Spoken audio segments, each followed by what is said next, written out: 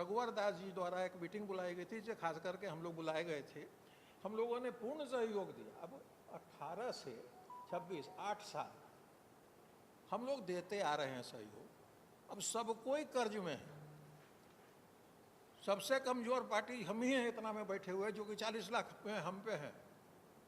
आई लोग करोड़ वाले हैं बैठे हुए। अब सोचिए, बैंक से ले ओवरड्राफ्ट कर रहे हैं। अब कैसे चलेगा आप लोग बता दीजिए। क्या कि कल होकर के अगर कहीं पर कोई ये हुई तो आप ही लोग हम लोग पर को निकालते हैं। तो आप ही लोग से प्रार्थना है कि इसका उपाय हम लोग को बताएं कि हम लोग करें क्या। अब तो कॉर्नर्ड हो गए, तब ये स्थिति में हम लोग आए। आज भी सईद भाई वहाँ से भेंट करके आ रहे हैं, फिर आश्वासन। कितना दिन हमारे सारे सीनियर बैठे हुए हैं, सारे महत्वपूर्ण अस्पताल के यहाँ पर जो सेवा दे रहे थे, जनता की जो सेवा दे रहे हैं, वो सारे लोगों की बात आपने सुनी। सबसे महत्वपूर्ण बात जो है, यही झारखंड की धरती पर ये योजना शुरुआत हुआ और उसकी ये गति इसी धरती पे झारखंड से ही ये संदेश जाएगा। ये कितनी दुर्भाग्यपूर्ण बात है कि जिस धरती पे ये सौगात पूरे देश के लिए दिया गया, आज वही झारखंड जो है इसके लिए बेबस है। वहाँ की जनता बेबस है, वहाँ की जनता लाचार है, यहाँ के अस्पताल जो है करार है।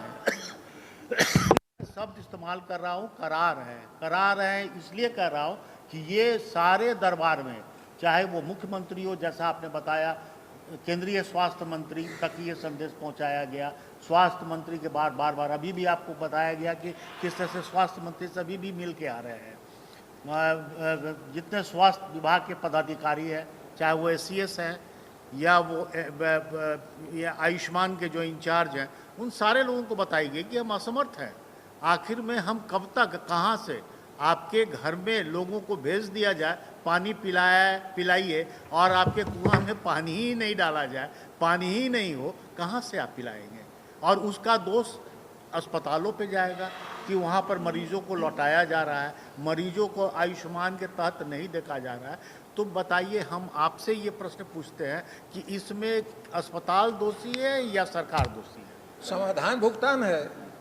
हम लोग ने काम कर दिया है, हम लोग उसका नहीं मांग रहे हैं कि जो काम करेंगे। नहीं, देखिए, एक छोटी सी बात हम कह रहे हैं, समाधान इसका क्या है? जो लोग सफाई से काम कर रहे थे, जिनका क्वेरी का रिप्लाई जा रहा था, हर 2 हफ्ते पे पेमेंट स्मूथली आ रहा, इस पर कोई दो मत नहीं है। इक्का दुक्का रुकता था, सवाल जवाब होते थे, फिर उसके बाद चला आता था। लेकिन उसके बाद से थोड़ा सा प्रॉब्लम शुरू हुआ। हमारे यहाँ प्रॉब्लम अब बहुत लंबे समय से चल रही है कि लोग अस्पताल बाध्य हो गए हैं कि और नहीं चला पा रहे, उनको बंद करने का नौबत आ गया। ऐसा नौबत पहले कहीं नहीं आया। बहुत सारी समस्याएं हैं हम लोग जो शुरू से झेल रहे हैं। अगर मैं एक एक करके, मैंने आपको प्रेस रिलीज आपको मिला है, भुगतान की समस्या हर साल आती है। जिस समय इंश्योरेंस का प्रीमियम देना रहता है, उस समय कुछ समय के लिए भुगतान बंद होता है, शुरू हो जाता है। फिर इसके अंदर एक प्रावधान है कि आप इलाज करवाते हैं तो आपको किसी ना किसी तरीके से कोई ना कोई रिजेक्शन दे देता है। रिजेक्शन में सुनवाई होती है। सुनवाई के लिए एक ग्रीवांस रिड्रेसल सेल है, जिसकी मीटिंग हर महीने हर डिस्ट्रिक्ट में, हर जिला में होनी है। इसके लिए कई जगह तो कमेटी ही गठित नहीं हुई पिछले 6 साल में, और मीटिंग होना तो दूर की बात। रांची में अगर आज तक टोटल मिला के 4 या 5 मीटिंग हुई हैं पिछले 6 साल में, तो एक बहुत बड़ी चीज़ है। अगर किसी का क्लेम रिजेक्ट हो जाएगा तो कहाँ जाएगा? अगर उसने इलाज कर दिया तो उसको पैसा कहाँ मिलेगा? ये तो बहुत बड़ी त्रुटि है जो सब जगह लोग फेस कर रहे हैं। यहाँ बहुत ज़्यादा हो रहा है और इसका कोई अभी तक कोई इसका सिस्टम प्रावधान नहीं बना है। इसके बाद भी लोग इलाज करते जा रहे हैं, चल थोड़ा सा पैसा फंसा, बाकी मिल तो रहा है। बीच में क्या हुआ कि उन्होंने ऑटोमेटिक तरीके से, जैसे बताया कि नाफू एंटी फ्रॉड यूनिट के ट्रिगर से ऑटोमेटिक, आजकल सारी चीज़ें सिस्टम ड्रिवन है, इतना सारी चीज़ मैनुअली नहीं दे सकते हैं। सिस्टम कुछ भी ट्रिगर देके आपको बता दे रहे कि आपने फ्रॉड किया है या आपने पैसा लिया है। उसका एक सिस्टम है कि आपको एक जस्टिफिकेशन दिया जाएगा, आप उसका जस्टिफिकेशन देंगे। अगर वो नहीं सही पाया जाएगा तो आप पे फाइन लग सकता है। फाइन लगाने का प्रावधान है। अस्पताल को डीलिस्ट करने का प्रावधान है। आप अस्पताल को फाइन लगाएं या नहीं लगाएं, डीलिस्ट नहीं कर रहे हैं, उससे काम करवाते जा रहे हैं और नाखुद फिगर की वजह से डर के या किसी भी कारण से उसकी पेमेंट बंद कर दी है। जब आप काम करवा रहे हैं तो काम करवाना बंद कर दीजिए। अगर अस्पताल ने गलती की है तो उससे और काम मत कीजिए। तो मुद्दा एक दूसरा ये है कि जब आप काम ले लेते हैं तो किसी भी कारण से कि ये नाफू ट्रिगर लगा है, या आज आपका सीए का रजिस्ट्रेशन ख़त्म हो गया, या आज आपका फायर का रजिस्ट्रेशन वैलिड नहीं है, या आपको सीपीडी ने रिजेक्शन कर दिया, या आपका क्लेम रिजेक्ट हो गया, तब आप मना नहीं कर सकते। काम करने के बाद, पैसा खर्चने के बाद आदमी पैसा किससे मांगेगा? योजना का जो मुख्य उद्देश्य यही है कि मरीज़ को बिना पैसे के इलाज होना चाहिए, लेकिन वो पैसा कहीं से तो आएगा।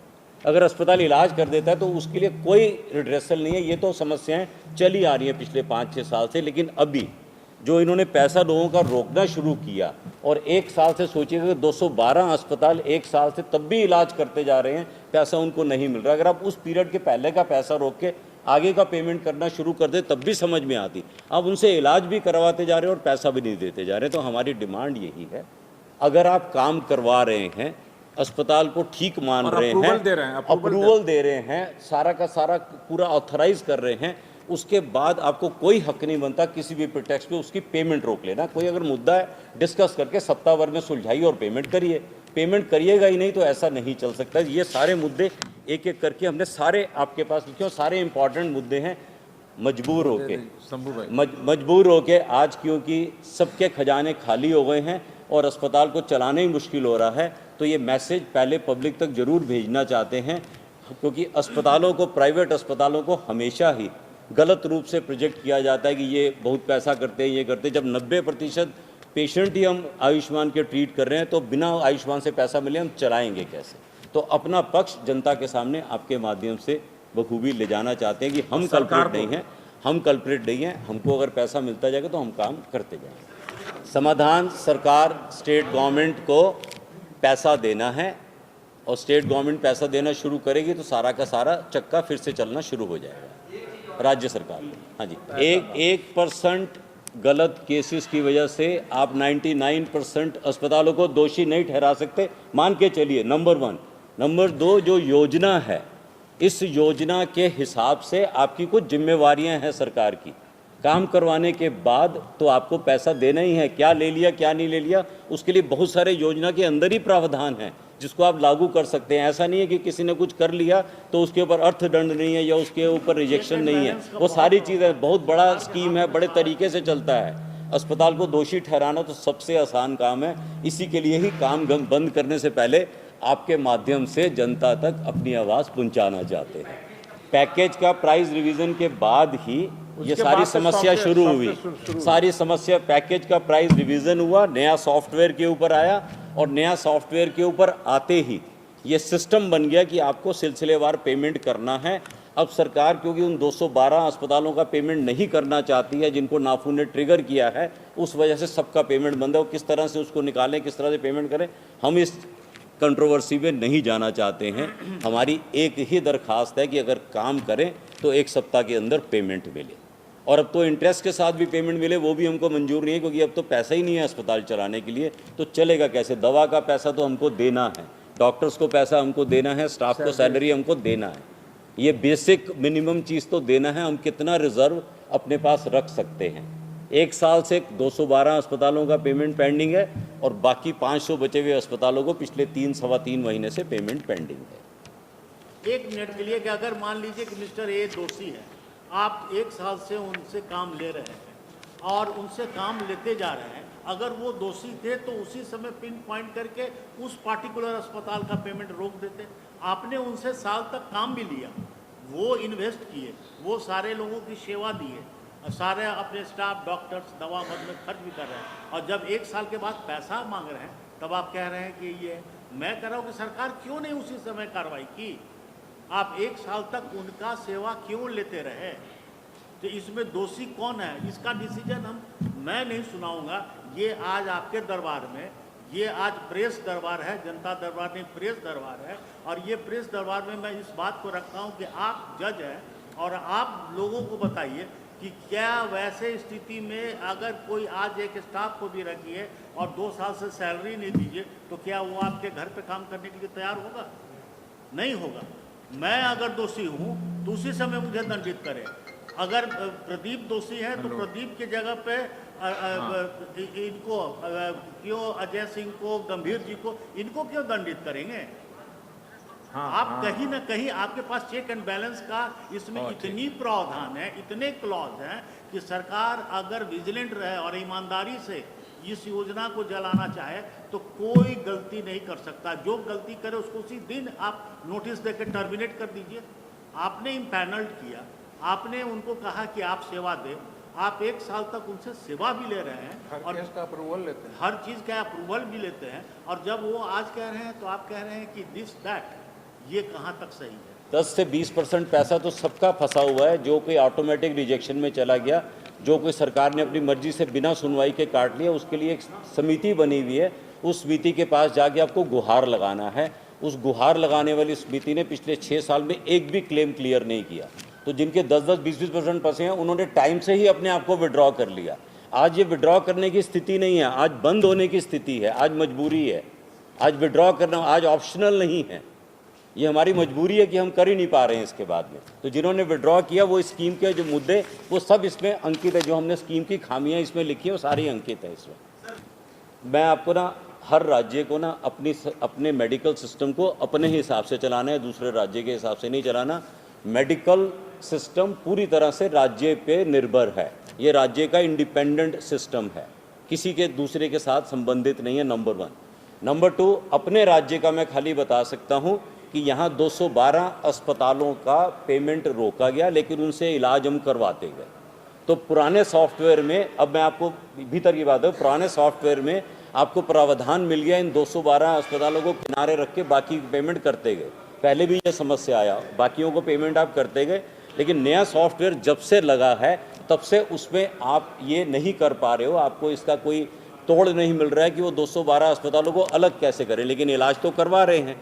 तो स्कीम ये बोलती है फर्स्ट इन फर्स्ट आउट, जिसने पहले इलाज किया उसकी पेमेंट पहले मिलेगी। तो उसमें वो 212 अस्पतालों ने भी इलाज किया, उनको पेमेंट मिलेगी, लेकिन सरकार आज उनको पेमेंट नहीं देना चाहती है। तो ये भी एक कारण हो सकता है, संभावित कारण, मैं गारंटी से नहीं बोल सकता हूँ, ये भी एक कारण हो सकता है कि बाकी अस्पतालों की पेमेंट इस कारण से रुक गई हो। लेकिन क्या ये नियमतः करेक्ट है कि जिन लोगों ने इलाज कर लिया उनको पैसा नहीं देंगे, या जिनकी पुराने इश्यूज़ जो मार्च 2024 से पहले के इशू हैं उसके बाद भी उनके इलाज का पैसा रोकेंगे? आज उनके इलाज का पैसा आप क्यों रोकेंगे? जिन्होंने फरवरी के बाद 212 अस्पतालों ने भी अगर इलाज किया, उनको नियमतः पेमेंट आप सिलसिलेवार क्यों नहीं देंगे? अगर आप ये करते जाते तो किसी की पेमेंट नहीं रुकती, अगर ये सॉफ्टवेयर का मुद्दा रहता तो। यहाँ विल बहुत ज़रूरी है, यहाँ सिस्टम को ठीक करना बहुत ज़रूरी है। मेरा तो एक मुद्दा है कि वो 212 अस्पताल भी बंद क्यों होंगे? वो 212 अस्पताल भी तो 1 साल से पैसा नहीं पा रहे हैं, काम तो किया उन्होंने। और दूसरा ये कि इनमें तकरीबन लोगों के लिए बहुत लंबी चौड़ी प्रक्रिया चली है, हम 1 साल से लड़ रहे हैं उनके लिए, और उसके लिए बहुत सारी बॉडीज़ बनी और बहुत जगह से होने के बाद उनका क्लियरेंस भी हो चुका है, क्लियरेंस भी हो गया, और उसके बाद भी उनका पेमेंट नहीं हो रहा है। सारी की सारी जांच हो गई, सारा का सारा क्लियरेंस हो गया, तब भी उनकी पेमेंट नहीं हो रही। कभी भी सरकार के साथ किसी तरह का हम लोग अपना लड़ाई झगड़ा नहीं कर सकते हैं, प्राइवेट बॉडी कोई भी सरकार के साथ नहीं लड़ सकती है। अब प्रेस कॉन्फ्रेंस बुलाने का मुख्य एक मुद्दा यही है कि धीरे धीरे करके एक एक करके अस्पताल बंद होते जा रहे हैं।